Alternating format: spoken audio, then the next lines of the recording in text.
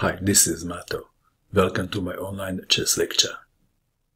In this video I will show you a game between Akiba Rubinstein and Julius Perlis. This game was played in Ostend in 1906. The world champion, Emanuel Laska, was impressed by this game and he annotated this game for his chess magazine, Laska's Chess Magazine, in 1906.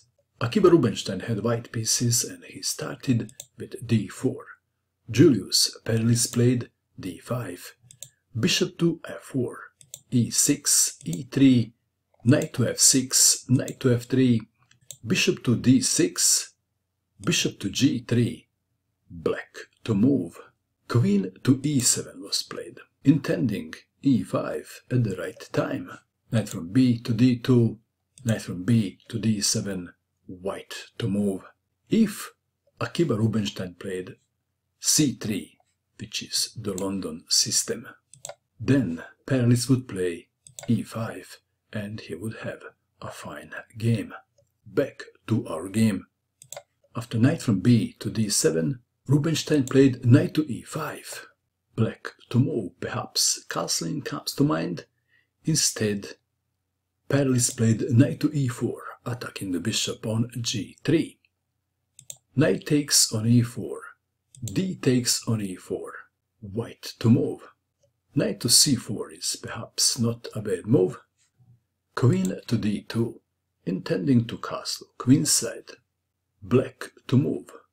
Castling seems like a sensible move. Instead, Julius Perlis played bishop takes on e5, giving white a double pawn too. D takes on e5, so both players have a double pawn on the e file, but white is standing slightly better. White has a bishop here, and white pieces have more freedom. Knight to b6, white to move. How would you continue? Rubinstein played bishop to b5, check. Such moves are either made by great masters or duffers. These are the words of Emanuel Laska. What is the purpose of this move? Well, white is provoking c6. Bishop to d7 was played. If c6, bishop to e2, and black would have a weakness. Back to our game. After check we have bishop to d7, bishop takes on d7, knight takes on d7, queen to d4, attacking the pawn on e4, defending, pawn takes pawn en passant, knight takes pawn on f6, defending the pawn on e4. White to move. How would you continue now? Rubinstein played queen to a4, again provoking c6. So if c6, castling queenside, and black would be very uncomfortable. Castling is not recommended because of bishop to d6, winning the exchange. Back to our game. We have king to f7. Rubinstein castled queenside, a6, intending b5 perhaps.